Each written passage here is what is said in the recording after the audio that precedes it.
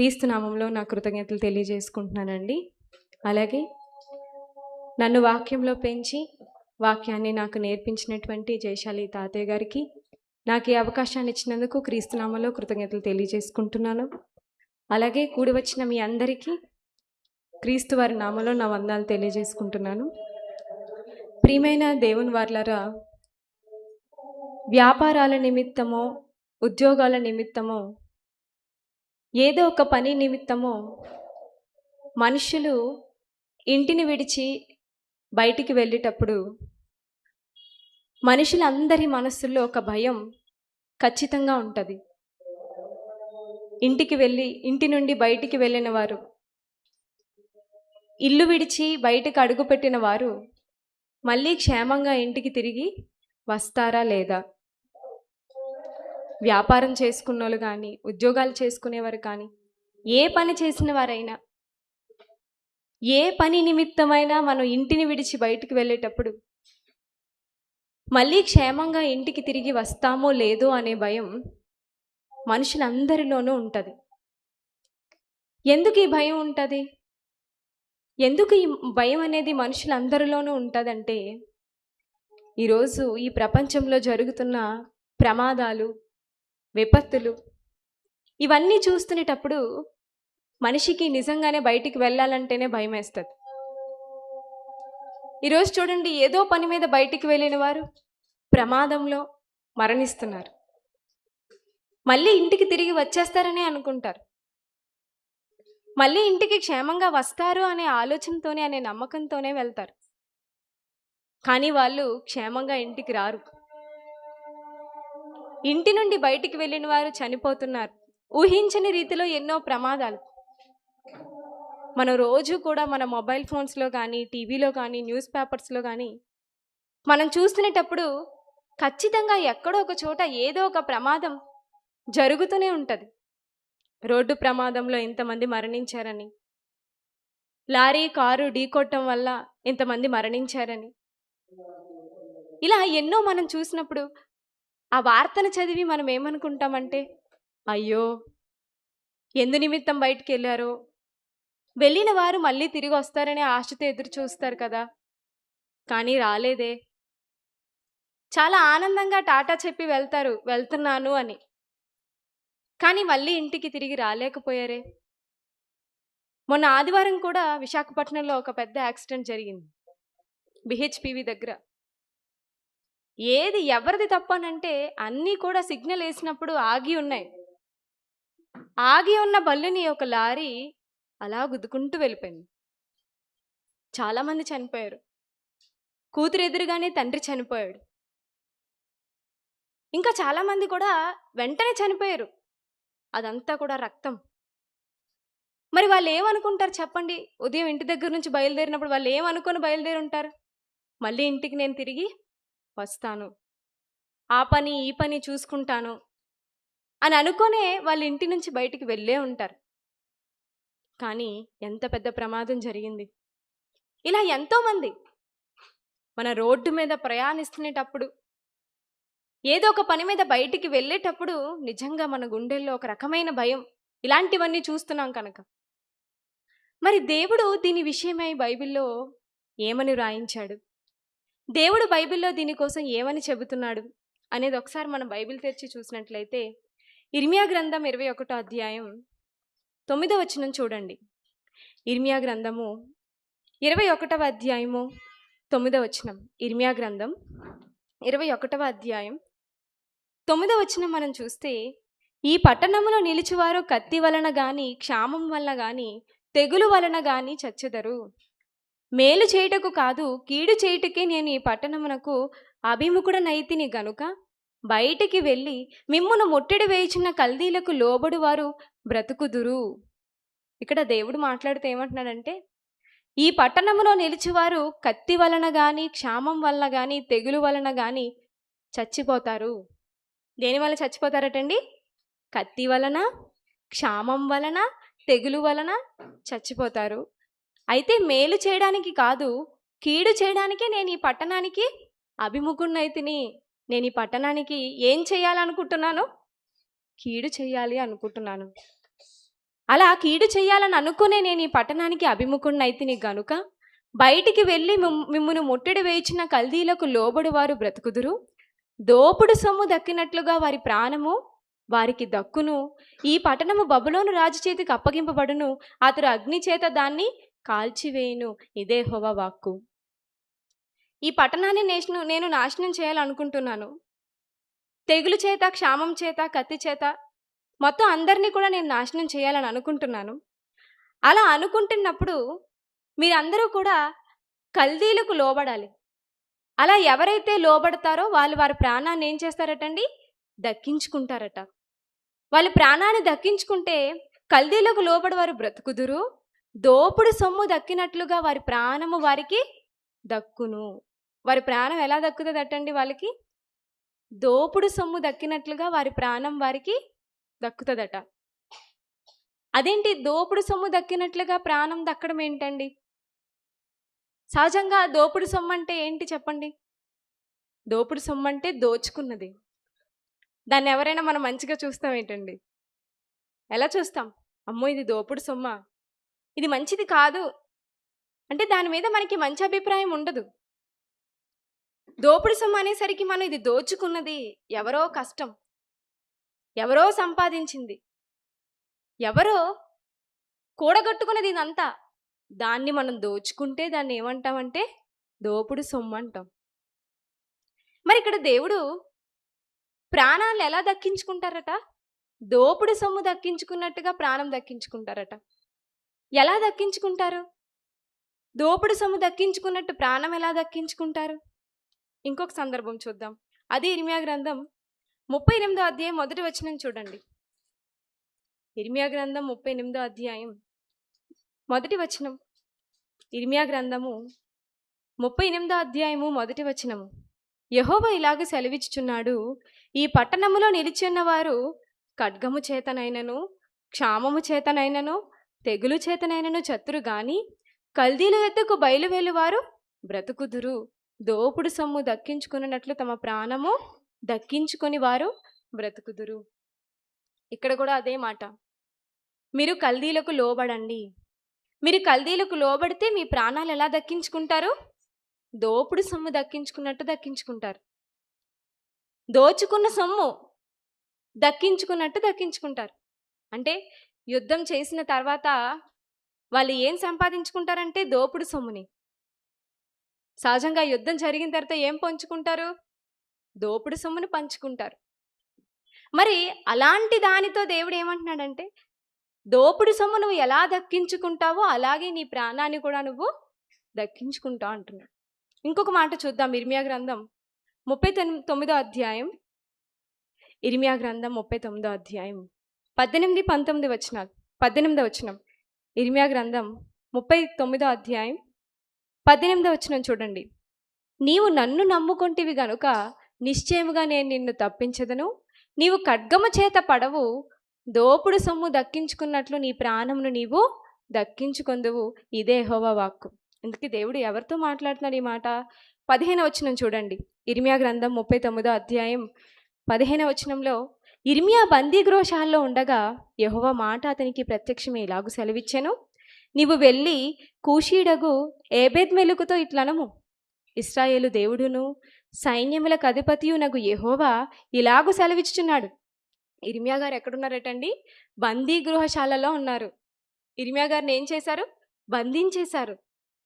అలా బంధించినప్పుడు అప్పుడు దేవుడి మాట అతనికి ప్రత్యక్షమై ఏమని చెప్తుందంటే, నువ్వు వెళ్ళి కూషీడగు ఏబెద్మెలెకుతో ఇలా చెప్పు, ఇశ్రాయేలు దేవుడును సైన్యములకు అధిపతియునగు యెహోవా ఇలాగు సెలవిచ్చుచున్నాడు, మేలు చేయుటకే కాక కీడు చేయుటకే నేను ఈ పట్టణమును గూర్చి చెప్పిన మాటలు నెరవేర్చుచున్నాను. నేను మేలు చేయడానికి కాదు, కీడు చేయడానికే ఈ పట్టణం కోసం నేను చెప్పాను కదా, ఆ మాటల్ని నేను ఏం చేస్తాను? నెరవేరుస్తాను. నీవు చూచుచుండగా ఆ మాటలు ఆ దినమున నెరవేరును. ఆ దినమున నేను నిన్ను విడిపించెదను. ఈ మాటలన్నీ ఇర్మియా గారికి చెప్తున్నారు. ఎవరికి చెప్పమని చెప్తున్నారు? ఎవరికి చెప్పమని చెప్తున్నారు? కూషీడగు ఏబెద్మెలెకుకి చెప్పమని చెప్తున్నాడు. ఇతను ఏం చేస్తాడో తెలుసా అండి? ఇర్మియా గారిని రక్షిస్తాడు, కాపాడుతాడు.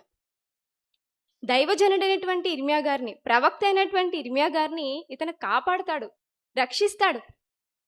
అలా రక్షించినందుకు దేవుడు నిజంగా అతనికి ఏం చేస్తానంటున్నాడో తెలుసా అండి?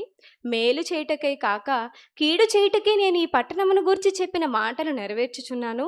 నీవు చూచుచుండగా ఈ మాటలు ఆ దినమున నెరవేరును. ఆ దినమున నెరవేరినప్పుడు అంటే ఈ పట్టణానికి నేను నాశనం రప్పిస్తాను కదా, ఈ పట్టణానికి నేను నాశనం కలుగు చేస్తాను కదా. అలా నాశనం కలుగు చేసినప్పుడు ఆ దినమున నేనేం చేస్తాను? నిన్ను విడిపిస్తాను. నేను నిన్ను విడిపించెదను. నీవు భయపడు మనుషుల చేతికి నీవు అప్పగింపబడవని యెహోవా సెలవిచ్చుచున్నాడు. నీవు నన్ను నమ్ముకొంటివి గనుక నిశ్చయంగా నేను నిన్ను తప్పించెదను. నిజంగా దేవుడు ఎంత మంచి మాట ఇక్కడ చెప్తున్నారండి. నువ్వు నన్ను నమ్ముకున్నావు. ఎవరిని నమ్ముకున్నావు? నన్ను. అంటే ఏబెద్మెలెకు గారు మనుషుల్ని ఎవరిని నమ్ముకోలేదు. ఎవరిని నమ్ముకున్నారు? దేవుణ్ణి. అతని చుట్టూ ఎలాంటి పరిస్థితులు ఉన్నాయి? అపాయకరమైన పరిస్థితులు, అతనికి హాని కలిగించే పరిస్థితులు, అతని నాశనం చేయాలనుకుంటున్నటువంటి పరిస్థితులు. అలాంటి పరిస్థితుల్లో ఉన్నప్పుడు నిజంగా దేవుడు అతనికి ఇస్తున్న అభయం ఏంటో తెలుసా? నువ్వు నన్ను నమ్ముకున్నావు కనుక, నువ్వు నన్ను నమ్ముకున్నావు కనుక ఏమంటున్నాడంటే, ఆ దినమున నేను నిన్ను విడిపిస్తాను. నీవు భయపడు మనుషుల చేతికి, నువ్వు ఎవరి కోసమైతే భయపడుతున్నావో ఆ మనుషుల చేతికి నేను నిన్ను అప్పగించను. నువ్వు అప్పగించబడవు. అంటే అప్పటికి భయం ఏంటి? అప్పగించబడిపోతానేమో అని. అలాంటి టైంలో దేవుడు, నువ్వు మనుషులకు భయపడుతున్నావు కదా, నీవు భయపడు మనుషుల చేతికి నీవు అప్పగింపబడవని యెహోవా సెలవిచ్చుచున్నాడు అని చెప్పి, నీవు నన్ను నమ్ముకుంటివి గనుక నేను నిన్ను నిశ్చయముగా తప్పిస్తాను అని, నీవు ఖడ్గము చేత పడవు, దోపుడు సొమ్ము దక్కించుకున్నట్లు నీ ప్రాణమును నీవు దక్కించుకొందువు. ఇదే యెహోవా వాక్కు. ఇక్కడ కూడా దేవుడు ఏబెద్మెలెకు గారి కోసం చెప్తూ ఏమంటున్నాడంటే, నీవు దోపుడు సొమ్ము దక్కించుకున్నట్లుగా నీ ప్రాణాన్ని దక్కించుకుంటావు. ఇక్కడ కూడా అదే మాట. ఇందాక మనం చూసినటువంటి 2 మాటల్లోని దేవుడు అదే మాట అన్నారు. ఇక్కడ కూడా నువ్వు దోపుడు సొమ్ము దక్కించుకున్నట్టు నీ ప్రాణం దక్కించుకుంటావు. ఇంకో మాట చూడండి, ఇర్మియా గ్రంథం 45వ అధ్యాయం 5వ వచనం. ఇర్మియా గ్రంథము 45వ అధ్యాయము 5వ వచనం. ఇర్మియా గ్రంథము 45వ అధ్యాయం 5వ వచనం. నీ నిమిత్తము నీవు గొప్ప వాటిని వెతుకుచున్నావా? వెతకవద్దు. నేను సర్వ శరీరుల మీదకి కీడు రప్పించుచున్నాను. అయితే నీవు వెళ్ళు స్థలములన్నింటిలో దోపుడు సొమ్ము దొరికినట్టుగా నీ ప్రాణమును నీకు ఇచ్చుచున్నాను. ఇదే యెహోవా వాక్కు.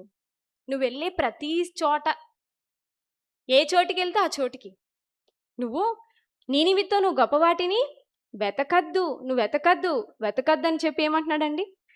నేను సర్వ శరీరుల మీదకి కీడు రప్పిస్తున్నాను. అయితే నువ్వు వెళ్ళే స్థలం అన్నిట్లో సర్వ శరీరుల మీదకి కీడు రప్పిస్తున్నాను. కానీ నిన్ను మాత్రం నేనేం చేస్తాను? నువ్వు వెళ్ళే స్థలములన్నింటిలో దోపుడు సొమ్ము దొరికినట్టుగా నీ ప్రాణం నీకు దొరుకుతుంది. అంటే దోపుడు సొమ్ము అంటే అది మంచిది కాదనుకుంటాం కదా, మనం అది చెడ్డదనుకుంటాం కదా. కానీ దేవుడు ఇక్కడ అలాంటి దానితోనే ప్రాణాన్ని ఎందుకు పోలుస్తున్నాడు? దోపుడు సొమ్ము దక్కించుకున్నట్టుగా నువ్వు ప్రాణం దక్కించుకుంటావు. నీకు దోపుడు సొమ్ము దొరికినట్టుగా నీ ప్రాణం నీకు దొరుకుతుంది అని దేవుడు ఎందుకు అంటున్నాడు? అసలు దోపుడు సొమ్ము అంటే ఏంటి?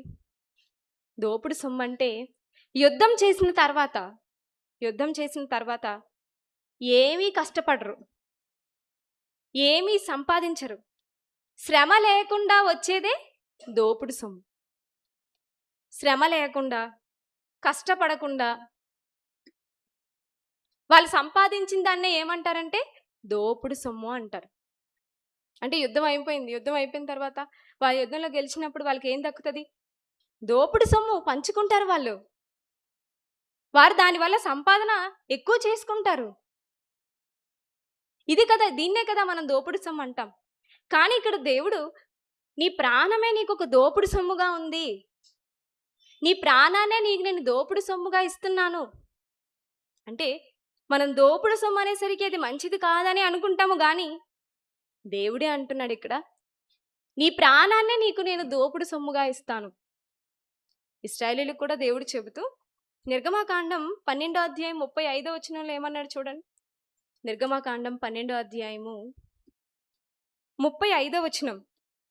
నిర్గమకాండం 12వ అధ్యాయం 35వ వచనం.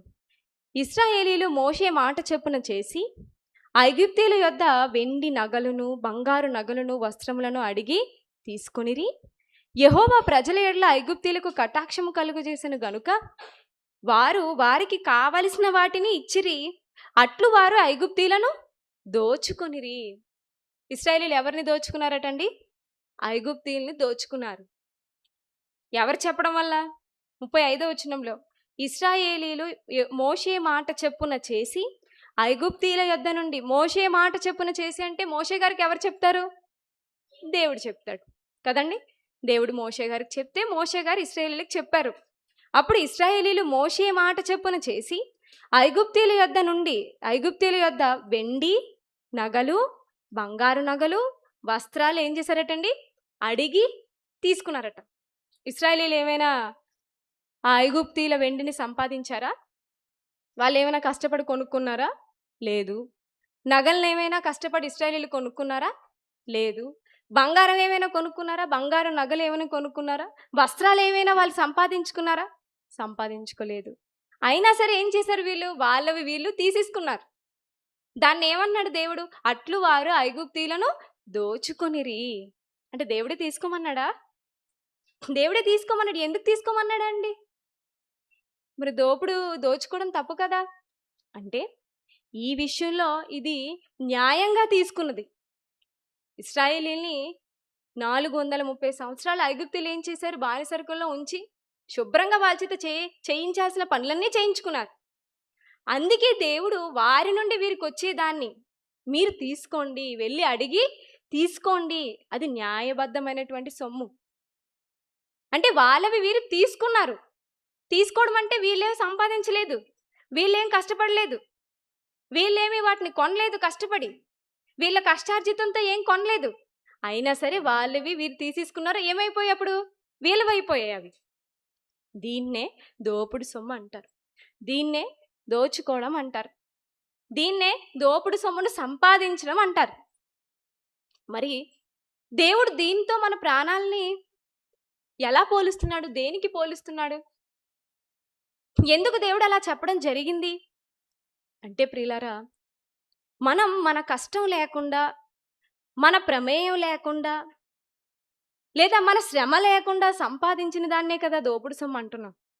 అలాగే మన చుట్టూ ఎన్నో విపత్తులు, మన చుట్టూ ఎన్నో ప్రమాదాలు, మన మీద నుండి ఎన్నో ప్రమాదాలు తప్పించబడుతున్నాయంటే ఈ ప్రమాదాలన్నింటిలో నుండి మనం కాపాడబడ్డామంటే అర్థం ఏంటి?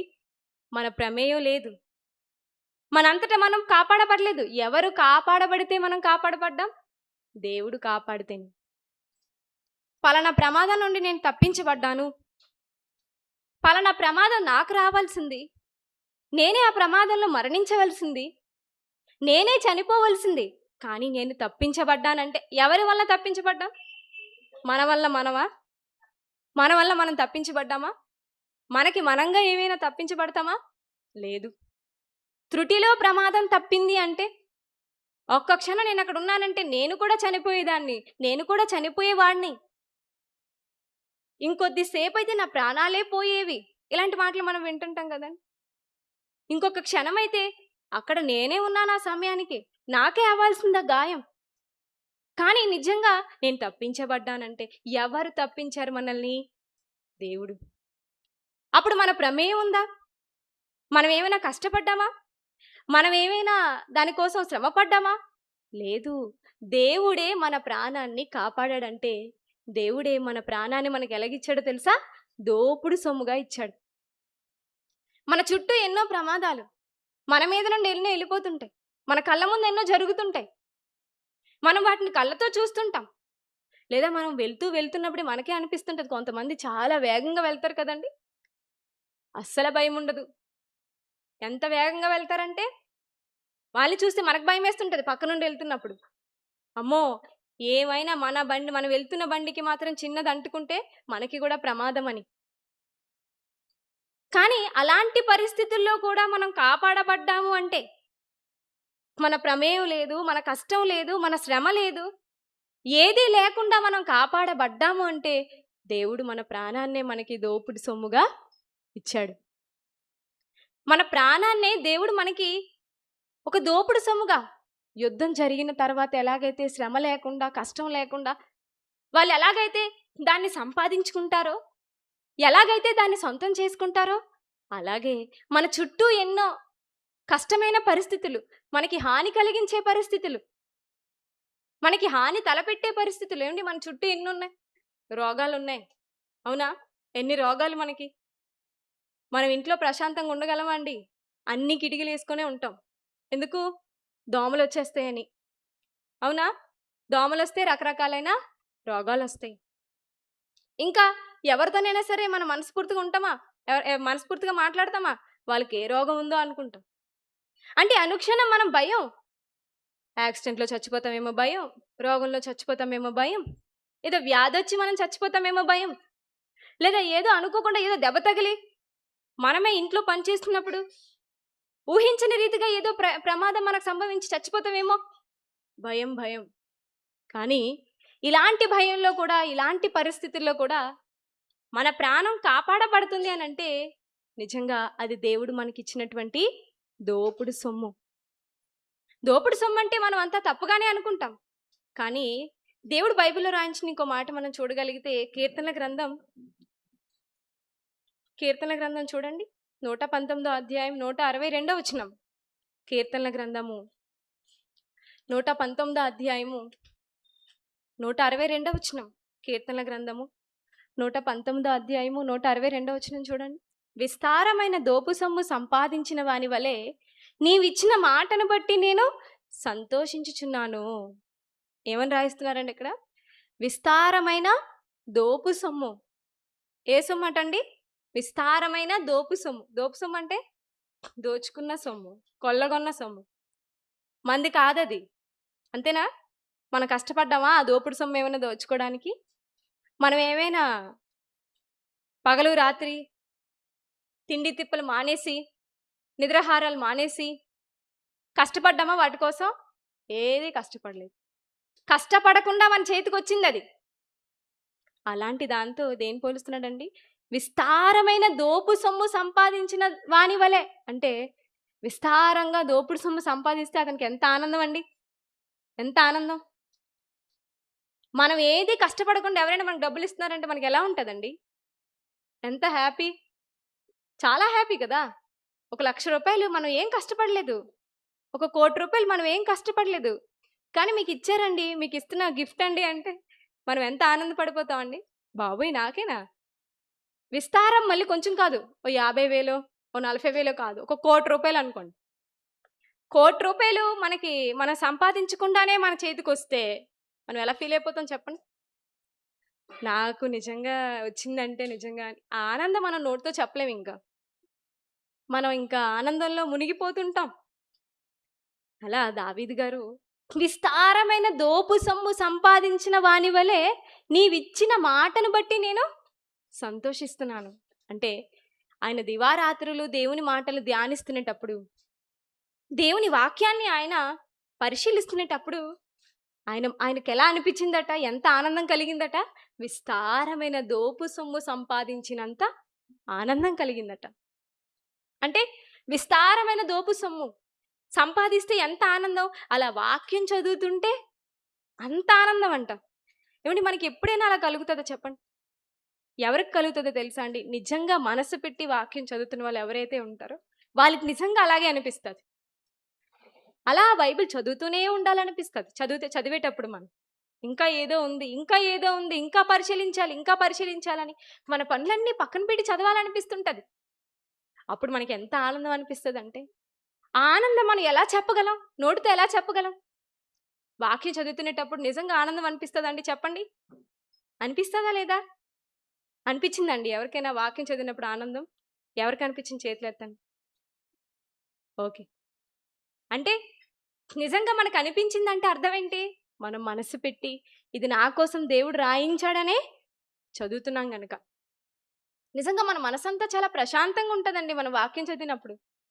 బైబిల్ చదువుకునేటప్పుడు చూడండి, అదే చదవాలనిపిస్తుంటది.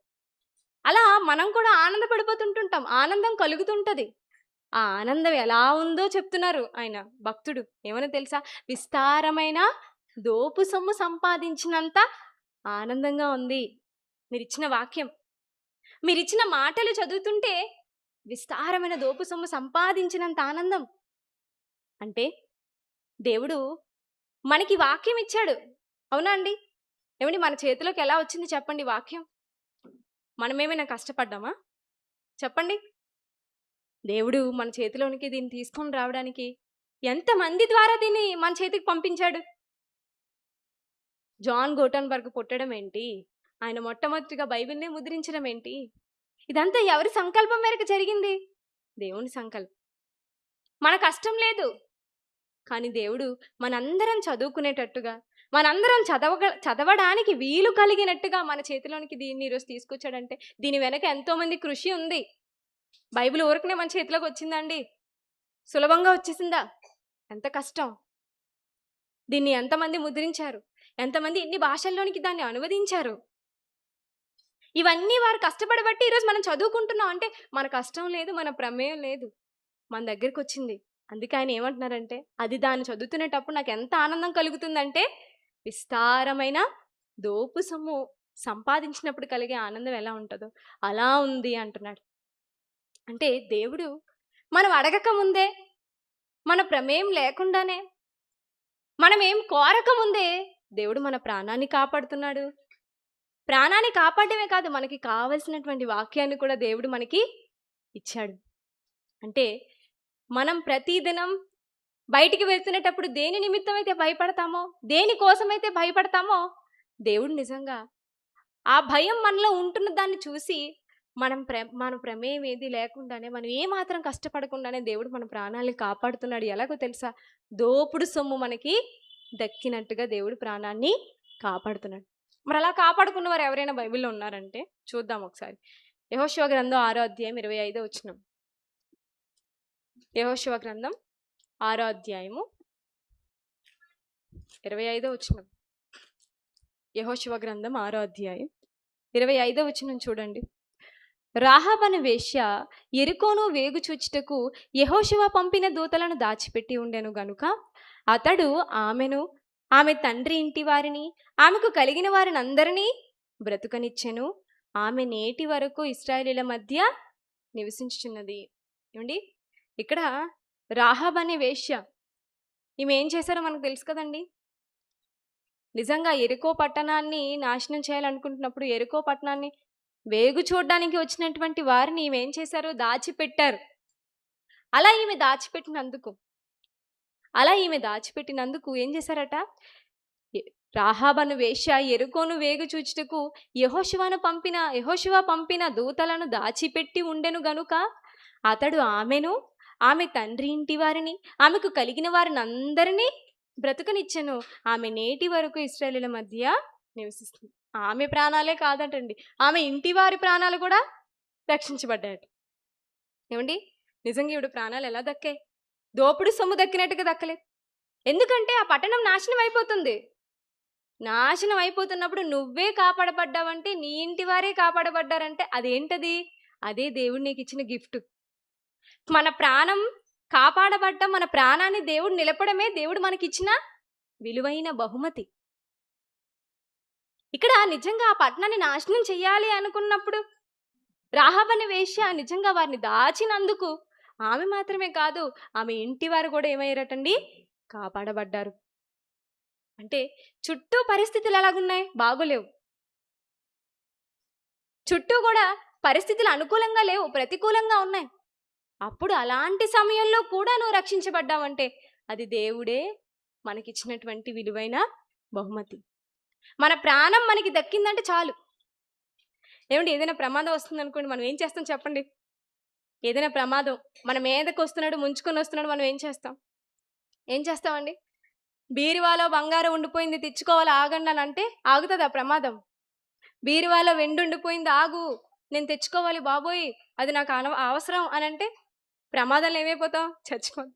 బంగారం లేదు, వెండి లేదు, ఇల్లు లేదు, ఏమీ లేదు, కట్టుకోవడానికి బట్టలు ఉన్నాయి కదా, ఒంటి మీద బట్టలు ఉన్నాయి కదా, చాలు ప్రాణం రక్షించబడితే చాలా అంటాం మనం.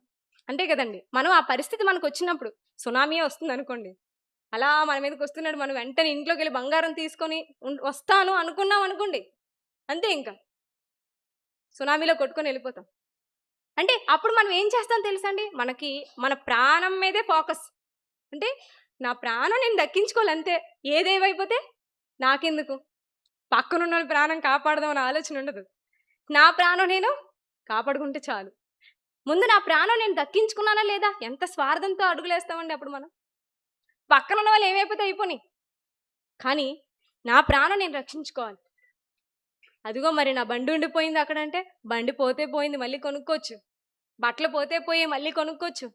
గిన్నెలు పోతే పోయి, మనకి గిన్నెలు అంటే ఇష్టం కదండి ఆడవాళ్ళకి, గిన్నెలు పోతే పోయే మళ్ళీ మనం కొనుక్కోవచ్చు. ఎన్ని ఎన్ని అనుకుంటాం, అతిగా ప్రేమించే గిన్నెలు కూడా విడిచిపెట్టేస్తాం. అలా విడిచిపెట్టి మనం ఏం చేస్తాం అంటే మన ప్రాణం మీద మన దృష్టి నిలుపుతాం. ఎందుకంటే మన ప్రాణం దక్కితే చాలు, మిగిలినవన్నీ మనం సంపాదించుకోవచ్చు.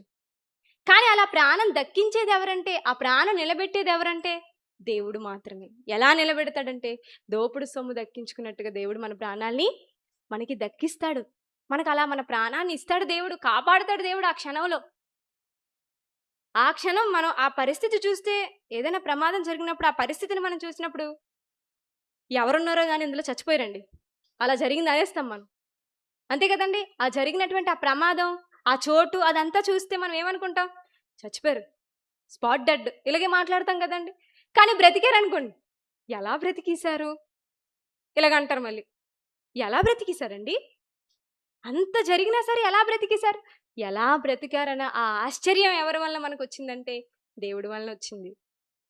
ఇంకొక మాట మనం చూద్దాం, ద్వితీయోపదేశకాండం చూడండి, 4వ అధ్యాయం 34వ వచనం. ద్వితీయోపదేశకాండం 4వ అధ్యాయము 34వ వచనం. ద్వితీయోపదేశకాండం 4వ అధ్యాయం 34వ వచనం చూడండి. మీ దేవుడైన యెహోవా ఐగుప్తులో మీ కనుల ఎదుట చేసిన వాటన్నిటి చొప్పున ఏ దేవుడైనను శోధనలతోనూ సూచక క్రియలతోనూ మహత్కార్యములతోనూ, 4వ అధ్యాయం 3-4 వచనాలు, క్షమించండి 3-4 వచనాలు. ద్వితీయోపదేశకాండం 4వ అధ్యాయం 3-4 వచనాలు చూడండి. బయలుపోయేరు విషయంలో యెహోవా చేసిన దాన్ని మీరు కన్నులారా చూచితిరి కదా. బయలుపోయేరు వెంట వెళ్ళిన ప్రతి మనుష్యుని నీ దేవుడని యెహోవా నీ మధ్యన ఉండకుండా నాశనం చేశాను. మీ దేవుడని యెహోవాను హత్తుకునిన మీరందరూ నేటి వరకు సజీవులై ఉన్నారు. నేటి వరకు ఏమై ఉన్నారు, సజీవులుగా ఉన్నారు. అంటే బయలుపోయేరు విషయంలో యెహోవా చేసింది మీరు కన్నులారా చూశారు కదా. దేవుడు ఏం చేశాడట, దాని వెంట వెళ్ళిన వారందరిని ఏం చేశాడట దేవుడు, దాని వెంట వెళ్ళిన ప్రతి మనుష్యుణ్ణి నీ దేవుడని యెహోవా నీ మధ్య ఉండకుండా నాశనం చేశాడు. కానీ మీరు మాత్రం మీ దేవుడని యెహోవాను హత్తుకోనన్న మీరందరూ ఎలా ఉన్నారు, సజీవుల లెక్కలో ఉన్నారు. అంటే వాళ్ళు చచ్చిపోయారు, కానీ మీరు ఎలా ఉన్నారు, సజీవులుగా ఉన్నారు. ఇప్పుడు మనం కూడా అలాగే అనుకుంటాం కదండి. ఏదైనా ప్రాంతంలో భూకంపం వచ్చి చనిపోయారు అనుకోండి, మనం ఏమనుకుంటాం, అమ్మో వాళ్ళు చచ్చిపోయారు, కానీ మనం ఎలా ఉన్నాం, సజీవంగా ఉన్నాం, ఇంకా ప్రాణాలతో ఉన్నాం. ఏమండి, ఉదయాన్నే లేచి కళ్ళు తెరిచి మనం ఈ ప్రపంచాన్ని చూసామంటే చాలండి, అదే మనకి విలువైన ఆస్తి, అదే మనకి విలువైన సంపద. ఎందుకంటే ఎంతోమంది మరుసటి రోజును చూడకుండానే ముందు రోజే చచ్చిపోతారు. అలా మనం అవి వింటున్నప్పుడు మనకు భయం వేస్తుంటుంది. నిజం కదండి, మనం భయం వేస్తుంటుంది. మనకి ఏమనిపిస్తుంది అంటే, ఇంకా మనం దేవుని పని చెయ్యాలి, తొందరగా చెయ్యాలి. అందరు చచ్చిపోతున్నారు, నేను చచ్చిపోతానేమో, చచ్చిపోయే ముందు నేను ఏం చేయాలి, దేవుడి పని చెయ్యాలని భయపడుతుంటాం. అలా భయపడుతూనే మరుసటి రోజును చూస్తాం. అలా చూసామంటే ఈ రోజుకి, నేటికి, ఈ రోజు వరకు మన సజీవులుగా ఉన్నామంటే కారణం దేవుడు. దేవుడండి. పుట్టినది మొదలుకొని నేటి వరకు ఎన్ని సంవత్సరాలు, ఒక 27 సంవత్సరాలు, 30 సంవత్సరాలు, ఒక 40 సంవత్సరాలు, ఒక 50, ఒక 70, ఒక 80, ఇన్ని ఏళ్ళు బ్రతికున్నాం, సజీవులుగా ఉన్నాం అంటే చిన్న మాట కాదు. సజీవంగా ఉన్నామంటేనే అది గొప్ప విషయం. ఎందుకో తెలుసా, ఆ సజీవులుగా నిలబెట్టింది కేవలం దేవుడు మాత్రమే. అందుకే యెహోషువ గ్రంథం చూడండి, 14వ అధ్యాయం 10వ వచనం. యెహోషువ గ్రంథం 14వ అధ్యాయము 10వ వచనం. యెహోషువ గ్రంథము 14వ అధ్యాయము 10వ వచనం చూడండి. యెహోవా చెప్పినట్లు యెహోవా మోషేకు ఆ మాట సెలవిచ్చినప్పటి నుండి ఇశ్రాయేలీయులు అరణ్యములో నడిచిన ఈ 45 ఏండ్లు ఆయన నన్ను సజీవునిగా కాపాడి ఉన్నాడు. ఇదిగో నేనిప్పుడు 85 ఏండ్ల వాడను. ఏమండి, ఎవరు మాట్లాడుతున్నారు ఈ మాటలన్నీ యెహోషువ గారు మాట్లాడుతున్నారు. ఏమంటున్నారు తెలుసా? యెహోవా చెప్పినట్లు యెహోవా మోషేకు ఆ మాట సెలవిచ్చినప్పటి నుండి ఇశ్రాయేలీలు అరణ్యములో నడిచిన ఈ 45 ఏండ్లు, ఎన్ని సంవత్సరాలటండి? 45 ఏండ్లు ఆయన నన్ను ఎలా కాపాడాడు? సజీవునిగా కాపాడాడు. అంటే ఏ సంవత్సరంలోనూ నా ప్రాణం పోలేదు, ఏ సంవత్సరంలో నేను చచ్చిపోలేదు. 45 సంవత్సరాలు సజీవులుగా కాపాడాడు. చూడండి ఆయన ఎలా లెక్కేసుకొస్తున్నాడు చూడండి. మనం ఎప్పుడైనా అలా లెక్కేసామా? మనం ఎంత గొప్పగా చెప్పుకుంటామంటే ఇన్ని సంవత్సరాలు బ్రతికాను అంటాం. అదా గొప్ప చెప్పండి? ఇన్నేళ్ళు నేను బ్రతికాను తెలుసా? వాళ్ళకన్నా నేనే బెటరు బ్రతికాను, గొప్పగా మనం భావిస్తుంటాం దాన్ని. కానీ మనం ఇది నాకు దేవుడు ఇస్తేనే నేను బ్రతికాను. 45 ఏళ్ళు నేను సజీవంగా ఉన్నాను. నా ముందున్న వాళ్ళందరూ చచ్చిపోతున్నారు, నాకన్నా చిన్న వాళ్ళందరూ చచ్చిపోతున్నారు. నేను ఎంత ఆరోగ్యంగా ఉన్నాను. అవునా? నిజంగా కొంతవరకు ఆరోగ్యంగా ఉంటారండి, కొంతవరకు ఉండరు. కానీ పరిపూర్ణంగా ఆరోగ్యంగా ఉన్న చచ్చిపోతుంటారు, వాళ్ళు బతికిస్తుంటారు. ఇవన్నీ చూసేటప్పుడు అండి మనం ఏమనుకోవాలంటే ఇన్ని ఏళ్ళు దేవుడు నన్ను బ్రతికించాడు, ఇన్ని సంవత్సరాలు. మన పుట్టినరోజు వచ్చిందంటే మనకు అదే గుర్తు రావాలి. ఈరోజు నాకు ఈ సంవత్సరం వచ్చింది, ఈ నూతన సంవత్సరం దేవుడు ఇచ్చాడంటే నన్ను సజీవుల లెక్కలో ఉంచాడు కాబట్టే నేను ఈరోజు అందరినీ చూడగలుగుతున్నాను, అందరూ నాతో ఉండగలుగుతున్నారు. మన తల్లిదండ్రులు కానివ్వండి, మన బంధువులు కానివ్వండి, వాళ్ళందరూ మనతో ఉన్నారంటే ఏంటి అర్థం? సజీవు లెక్కలో దేవుడు ఉంచాడు. వాళ్ళ ప్రాణాన్ని దేవుడు ఉంచాడంటే దేవుడు దోపుడు సొమ్ము దక్కినట్టుగా దక్కించాడు. అదే ఆయన మాట్లాడుతున్నాడు. 45 ఏండ్లు ఆయన నన్ను సజీవులుగా కాపాడి ఉన్నాడు. ఇదిగో ఇప్పుడు నాకు ఎన్ని సంవత్సరాలు తెలుసా? ఇప్పుడు నాకు ఎన్ని సంవత్సరాలు? 85 ఏండ్ల వాడను. 85 ఏండ్ల వాడు. 45 సంవత్సరాలు నన్ను సజీవ లెక్కలో ఉంచింది ఎవరంటే దేవుడు అంటున్నారు ఆయన. ఇప్పుడు నాకే ఎన్ని సంవత్సరాలు తెలుసా? 85 ఏండ్లు. ఇప్పటికీ నేను బ్రతుకున్నానంటే, ఇప్పటికీ కూడా నేను సజీవంగా ఉన్నానంటే కారణం దేవుడు. ఎంతోమంది ఈ లోకాన్ని విడిచి వెళ్ళిపోతున్నారు, ఎంతోమంది ఇంకొక రోజును చూడకుండా వెళ్ళిపోతున్నారు. కానీ మనం మాత్రమే సజీవంగా ఉన్నామంటే, మనం మాత్రమే సజీవులు లెక్కలో ఉన్నాము అంటే అది దేవుడు మనకి ఇచ్చిన విలువైన బహుమతి. అదే మనకి ఆస్తి. వెండి, బంగారం, లేదంటే ఇంకేదైనా ఆస్తులు, ఇవన్నీ కాదండి. ఇవన్నీ ఏవి కూడా మన ప్రాణాన్ని రక్షించగలవా?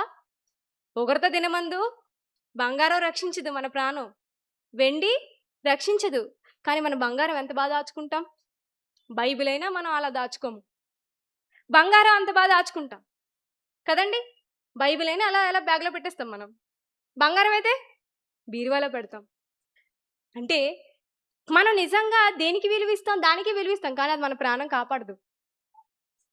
ఎవరు మన ప్రాణాలు కాపాడుతారంటే దేవుడు. దేవుడు మనల్ని సజీవంగా ఉంచాడు, సజీవుల లెక్కలో ఉంచాడంటే చాలు, అది దేవుడు మనకి ఇచ్చినటువంటి వరం, దేవుడు మనకి ఇచ్చినటువంటి ఒక గొప్ప బహుమతి. దేవుడు ఒక దినాన్ని మనకు ఒక వరంగా ఇస్తున్నాడు, ఒక దినాన్ని ఒక వరంగా ఇస్తున్నాడు. మన జీవితంలో దినాలన్నీ గడిచిపోతున్నాయి అంటే ఒకసారి వెనక్కి వెళ్ళి చూద్దాం, ఏం చేసాం మనం? ఒకసారి నిన్న ఏం చేసాం దేవుడి కోసం? మొన్న ఏం చేసాం? మొన్న ఏం చేసాం? గత నెలంతా ఏం చేసాం? ఒకసారి ఆలోచిస్తే కొన్నే ఉంటాయి, అన్నీ ఉండవు. కానీ మనం నిజంగా దేవుడి కోసం చెయ్యాలంటే ఎలా చేయాలో తెలుసా? ఈరోజు నన్ను సజీవు లెక్కలో ఉంచాడు దేవుడు కనుక రేపు నేను సజీవంగా ఉంటానో ఉండను. కనుక నేను సజీవంగా ఉన్నప్పుడే నా శరీరాన్ని దేవునికి ఎలా సమర్పించాలి? సజీవ యాగంగా సమర్పించాలి. రోమపత్రిక 12వ అధ్యాయం చూడండి. రోమీలకు రాసిన పత్రిక 12వ అధ్యాయం మొదటి వచనం. రోమీలకు రాసిన పత్రిక 12వ అధ్యాయము మొదటి వచనం చూడండి. కాబట్టి సహోదరులారా, పరిశుద్ధమును దేవునికి అనుకూలమునైన సజీవ యాగముగా మీ శరీరములను ఆయనకు సమర్పించుకొనుడని దేవుని వాత్సల్యమును బట్టి మిమ్మును బతిమాలుకొనుచున్నాను. ఇట్టి సేవ మీకు యుక్తమైనది. కాబట్టి సహోదరులారా, దయచేసి ఎవరు మాట్లాడకండి. కాబట్టి సహోదరులారా, పరిశుద్ధమును దేవునికి అనుకూలమునైన సజీవ యాగంగా, సజీవ యాగం అంటే సజీవంగా ఉన్నప్పుడే మనం దేవునికి సజీవ యాగంగా మన శరీరాలను ఏం చేయాలటండి? మీ శరీరాలను ఆయనకి సమర్పించుకోండి. సమర్పించుకోవడం అంటే మన శరీరాన్ని దేవుని కొరకు ఉపయోగించడం, మన శరీరమును దేవుని కొరకు వాడటం, మన శరీరాన్ని దేవుని పనిలో ఉంచడం. ఎందుకు సజీవ లెక్కలో ఉంచాడంటే సజీవ యాగంగా మన శరీరాలను దేవుని కొరకు మనం ఉపయోగించాలని. సజీవ యాగంగా మనం దేవుని కొరకు ఉపయోగించాలి అని ఈరోజు మన సజీవ లెక్కలో ఉన్నాం. మరి మనం సజీవ యాగంగా ఉపయోగిస్తున్నామా దేవుడి కోసం మన శరీరాలు? దేవుని పని అంటే నేను చేస్తాను అని అనగలుగుతున్నాం మనం? నేను చేస్తాననే మనసు పని వస్తుందా మనకి? అమ్మో దీనివల్ల నేను చేయగలనో లేదా అనే భయం తర్వాత. కానీ మనస్ఫూర్తిగా ఇది నా దేవుడి పని కదా, నేను చెయ్యాలి కదా. చిన్న పనైనా పెద్ద పనైనా. పెద్ద పని అయితే నేను చేస్తాను, చిన్న దేవుడి పని అయితే చేయను. మనం అలాగే కదండి ఆలోచిస్తాం. ఇది చిన్న పని, దేవుడి పని. పెద్దదైతే చేస్తాను, నాకు ఇచ్చేయండి. చిన్నదే చేయరు. కానీ దేవుని పని చిన్నదైనా పెద్దదైనా మనం అక్కడ మన శరీరాన్ని దేవుని పని కోసం ఉపయోగిస్తున్నామా లేదా అనేది దేవుడు అక్కడే చూస్తాడు. దేవుడు పెద్ద దాంట్లో చూడు, ఎందులో చూస్తాడట? కొంచెంలోనే చూస్తాడు. కొంచెంలో నమ్మకంగా ఉన్నవారు ఎక్కువలో కూడా నమ్మకంగా ఉంటాడు. కనుక ఈరోజు మన ప్రాణాలు మనకు ఎలా దక్కాయంటే దోపుడు సొమ్ము దక్కినట్టుగా దక్కే. త్రుట్టిలో తప్పిపోయింది అంటారు చూడండి, అలా తప్పిపోతాయి కొన్ని. అంతే కదండి. మనకు తెలియదండి నిజంగా. మన ఈరోజు ఈ ప్రకృతిలో మనం చూస్తున్నప్పుడు ప్రతిదీ దేవుడు చాలా క్రమబద్ధంగా పెట్టాడు. భూమి వంగి ఉంటుందట. అలా వంగి ఉండడం బట్టే మనకి ఇంకో ప్రమాదం రావడం లేదు. అదే కానీ కదిలిందంటే మనకి చాలా ప్రమాదం. మన శరీరంలో కూడా అండి కొన్ని అండి ఏదైనా దెబ్బ తగిలినప్పుడు చూడండి రక్తం వస్తుంది కొంచెం, తర్వాత ఏమైపోతుంది? గడ్డ కట్టేస్తుంటుంది. ఎందుకు? ఆ ప్రక్రియ ఎవరు పెట్టారు? దేవుడే. లేకపోతే అలా రక్తం వస్తుంది, ఏమైపోతాం మనం? చచ్చిపోతాం. అంటే ఎలా కాపాడుతున్నాడు చూసారా? దేవుడు కాపాడేస్తాడు అంటాం మనం. కానీ ఆయన కాపాడుతుంది ఎలాగంటే మనకు తెలియదు అది. ఇలా కూడా దేవుడు మనల్ని కాపాడుతున్నాడా? బాబోయ్, నన్ను కాపాడడం కోసం దేవుడు ఇన్ని చేయాలా? నా కోసం దేవుడు ఇంతగా ప్రకృతిలో ఇవన్నీ పెట్టాలా అనిపిస్తుంది. అవన్నీ పరిశీలిస్తేనే అనిపిస్తుంది మనకి. ఇన్ని పెట్టాలా దేవుడు? భూమి అలా ఉంచాలా నా కోసం? అది కదలకూడదా ఏమాత్రం? నా శరీరంలో దేవుడు ఈ ప్రక్రియను పెట్టాలా? ఇలా కూడా దేవుడు నన్ను కాపాడాలా? మన శరీరంలో కూడా అండి ఏదైనా గాయం అయితే దానికి అదే రిపేర్ చేసుకునే దాన్ని కూడా దేవుడు మన శరీరంలోనే పెట్టాడు. ఎందుకు పెట్టాడు? దేనికి పెట్టాడు? ఏదైనా గాయం అయితే అలాగ ఉండిపోవచ్చు కదా రిపేర్. బండి రిపేర్ అయితే రిపేర్ చేసినంత వరకు అలాగే ఉండిపోద్ది అది. అంతే కదా. మెకానిక్ దగ్గరికి తీసుకెళ్ళినంత వరకు బండి అలాగే ఉంటుంది. దానికి అది రిపేర్ అయిపోద్ది ఏంటండి? అవ్వదు. కానీ మన బాడీ మాత్రం, మన శరీరంలో ఏదైనా గాయం తగిలితే వెంటనే చూడండి, మనం మందు పెట్టకపోయినా కొన్ని మానిపోతాయి. మనకు దెబ్బ తగిలింది అనుకోండి, మనం ఆయింట్మెంట్ రాయకపోయినా ఒక 4-5 రోజుల తర్వాత చూడండి మానిపోతుంది అది. అంటే దానికదే రిపేర్ చేసుకునే దాన్ని కూడా దేవుడు మన శరీరంలో పెట్టాడంటే ఎంతగా దేవుడు కాపాడుతున్నాడు. ఇంతగా కాపాడుతున్నాడా? ఇంతగా నన్ను కాపాడడానికి దేవుడు చూస్తున్నాడా? మనం ఏం చేస్తామండి, కొన్ని పరిస్థితుల్లో కూరగాయలు కోసినప్పుడు ఏదో చేసినప్పుడు కోసేసుకుంటాం చేతులు. అప్పుడు రక్తం వచ్చింది అనుకోండి, అలా కారిపోతే మనం ఏమైపోతాం? చనిపోతాం. కానీ దేవుడు రక్తం గడ్డ కట్టి ప్రక్రియను కూడా పెట్టాడు లోపల. ఎందుకు పెట్టాడు? మనం ఇలాంటి పనులు చేస్తామనే మన శరీరం కూడా దానికదే రిపేర్ చేసుకునేటట్టుగా దేవుడు పెట్టాడంటే అలా కాపాడుతున్నాడు దేవుడు మనల్ని. ఎంతగా మన ప్రాణం కాపాడుతున్నాడు. ఎంతగా కాపాడుతున్నది ఎందుకంటే ఎందుకు నిన్ను సజీవ లెక్కలో ఉంచాడు అంటే ఎందుకంటే నువ్వు సజీవ యాగంగా దేవునికి శరీరాన్ని సమర్పించుకోవడానికి. మరి మనం సజీవ యాగంగా దేవుని పనిలో ఉండాలి కదండి. మనం దేవుని కోసం మన శరీరాన్ని మనం ఉపయోగించాలి. చాలా సందర్భాల్లో అండి మన సంఘస్థులే నిద్రలు మానేసి, అవునా, దేవుడి పని అంటే చూడండి, ఏదైనా మీటింగ్ పెట్టించాలంటే నిద్రలు ఉండవు ముందు రోజు ఎవరికి. అదేంటి నేను పడుకొని వస్తాను అంటారా? నిద్ర ఉండదు. తర్వాత సరిగ్గా తిండి తినరు, అవునా, సరిగ్గా వాళ్ళ కోసం వాళ్ళు చూసుకోరు. ఎందుకు అలాగా? నువ్వు చక్కగా రెడీ అవ్వచ్చు కదా, చక్కగా ఉండొచ్చు కదా. నువ్వు ఎందుకు ఒక్కరే చేసినట్టు కష్టపడిపోతా అంటుంటారు. కానీ వాళ్ళకేముంటుంది? నేను సజీవ యాగంగా నా శరీరాన్ని దేవుడికి నేను సమర్పించాలి, ఇవ్వాలి. కొంతమందికి ఒంట్లో బాగోదు అయినా సువార్తకి వెళ్ళిపోదాం. ఒంట్లో బాగోకపోయినా దాన్ని వదిలేసి మరి సువార్తకి వెళ్ళిపోదు. దేవుడి కోసం వెళ్ళాలి. ఒక పక్క శరీరంలో గాయాలుంటాయి, కానీ నేను సువార్తకి వెళ్ళి చెప్పాలి, దేవుని కోసం నా శరీరాన్ని ఇవ్వాలి. అలాంటి మనసు ఎవరికి ఉంటుంది? కొందరికే ఉంటుంది, అందరికీ ఉండదు. అలాగని దేవుని పని చేసినప్పుడు మన శరీరాన్ని కూడా మనం కాపాడుకోవాలి. కానీ ఎప్పుడు కాపాడుకుంటూనే ఉంటామా? ఎప్పుడు కాపాడుకోవడమేనా పని? కాదు. కాపాడుకున్నది ఎందుకు? దేవుని పని కోసం. అందుకే జయశాలి తాతయ్య గారు అంటారు కదా, నేను నా శరీరాన్ని ఎందుకు కాపాడుకుంటున్నానంటే మీకోసమే. మీకోసమే నాయన. మీకు వాక్యం చెప్పడానికే. కనుక మన శరీరాన్ని దేవుని కోసం మనం వాడాలి. అందుకే చివరిగా యోహాను సువార్త 11వ అధ్యాయం 25వ వచనం చూడండి. యోహాను సువార్త 11వ అధ్యాయము 25వ వచనం. యోహాను సువార్త 11వ అధ్యాయం 25వ వచనం. అందుకు యేసు, పునరుత్థానమును జీవమును నేనే, నా యందు విశ్వాసముంచువాడు చనిపోయినను బ్రతుకును, బ్రతికి నా యందు విశ్వాసముంచు ప్రతివాడును ఎన్నటికిని చనిపోడు. అంటే భూమి మీద ఉన్నప్పుడే మన ప్రాణాలు కాపాడతారని కాదు. భూమి మీద ఉన్నప్పుడే దేవుడు మన ప్రాణాలు రక్షిస్తాను అది కాదు. చనిపోయినా సరే మనల్ని ఏం చేస్తాడటండి? నా యందు విశ్వాసం ఉంచువాడు చనిపోయినా బ్రతికేస్తాడు. చనిపోయినా ఏమైపోతామంటండి? మనం బ్రతుకుతాం. చనిపోయినా బ్రతుకుతాం. ఇంకా ఏమంటున్నాడు? నా యందు బ్రతికి నా యందు విశ్వాసం ఉంచు ప్రతివాడు ఎన్నటికిని చనిపోడు. అంటే దేవుడు తర్వాత కూడా మన ప్రాణం మనల్ని రక్షిస్తానని, తర్వాత కూడా మనల్ని బ్రతికిస్తానంటున్నాడు. భూమి మీద ఉన్నప్పుడు బ్రతికిస్తున్నాడు, తర్వాత కూడా మనల్ని బ్రతికిస్తానంటున్నాడు. మరి దేవుడు ఇంతగా మనకి బ్రతికిచ్చినందుకు, దేవుడు బ్రతికిస్తున్నందుకు, దోపుడు సొమ్ము దక్కినట్టుగా దేవుడు మన ప్రాణాన్ని మనకి ఇస్తున్నందుకు మనం ఏం చేయాలంటే మన శరీరాన్ని దేవుని కొరకు ఉపయోగించాలి. కనుక సాధ్యమైనంత వరకు మన శరీరాన్ని మనం దేవుని పని కొరకు ఉపయోగించడానికే మనం చూడాలి. అలా మనందరం ఉండాలని నన్ను నేను హెచ్చరించుకుంటూ మిమ్మల్ని హెచ్చరిస్తున్న మాటలు ముగిస్తున్నానండి.